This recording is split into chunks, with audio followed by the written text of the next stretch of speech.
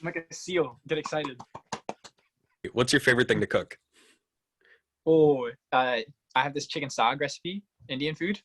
It's like you just take onions and you just boil the heck out of them for like half an hour, and then you like blend them up, and then you put like spinach and a bunch of curry powder and chicken and What's one fun fact about you?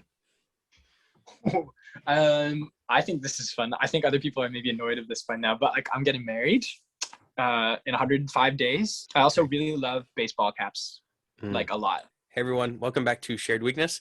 On today's episode, we have James with us. Now, some of you maybe know James. He used to be the youth minister at Annunciation. And today he's going to be talking to us about imprudence. So James, I know you got a story about this, and I'm eager to hear it. So just jump right into it. Yeah, I don't like to tell my stories of imprudence because they're usually really embarrassing. But yeah, no, when I was growing up, this was a thing that my dad used to say to me all the time, like, James, be prudent. And like prudence is like kind of I think a lost word or like a lost virtue in society. But essentially, like, I think one of the best ways to put it would be like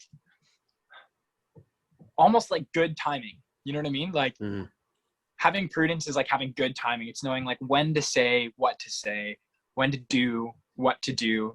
We're so used to like switching context like every like 1.5 seconds. You know what I mean? Like I see a picture of like Alex climbing a mountain and I like want to comment on that. And then I see another picture of my beautiful fiance and I want to comment on that. Or I actually just deleted social media because it's way too much. But like, you know, we're just kind of used to this like online world of engaging with people. 3 things to help fight imprudence. Number 1, I think a lot of the problem comes down to like that we want to talk about ourselves. I think that's a huge thing. We want to talk about ourselves. We have a hard time listening to somebody else, so we want to talk about ourselves. So good prudence and conversation, building that up. And I felt like God was saying, what I want you to do, James, is every single time that you have a conversation with somebody today, I want you to act, I want you to talk in such a way that when they leave, they feel like they are a better person than you are. Which is like really, really, really, really countercultural and difficult to do. And this isn't like a like tear yourself down in conversation type of thing, but just like I just want to build up the other person so much. I want themselves to like realize how amazing they are in such a way that like they almost could say like, oh, like I think I'm even better than like this guy that was talking to me, and like really accepting that like kind of like extreme humility. Thing number 2, learn how to ask and affirm. So just like when you have a conversation, like maybe even write down a list of questions that you can ask in conversations. Not like, what are the interesting things that happen in my life that I can tell somebody about? But like, what are the questions that I can ask people to learn about them and get to know them and care about them? And then off of that, like when you hear an answer to the question, like affirm that, you know what I mean? Like I have this friend, you know him too, John Ragosi. He's just a great buddy of ours. And every single time that you talk to John, one, he's like a great conversation, like a great question asker. Like he's just always like, oh, like what's going on here? And how about that? And what's this? What's new in your life? And what about this? He's really good at that. And the other thing is like a hallmark of his personality. And people tease him about this all the time, but I think it's awesome.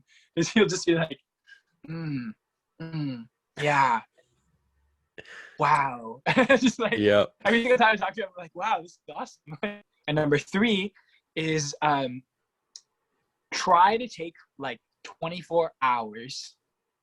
And in that 24 hours, you can talk about yourself, but only talk about yourself when you are asked.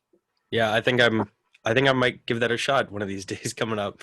Try to only talk about myself when I'm asked. And I think I want to issue that challenge for everybody that sees this, to try and do that yourself, because I think it's going to be really hard, but I think it'll be really beautiful in the end. So thank you, James, for sharing this with us. And I really hope that our viewers did learn something about imprudence from you. So wherever you're seeing this, don't forget to like, comment, subscribe, and follow us.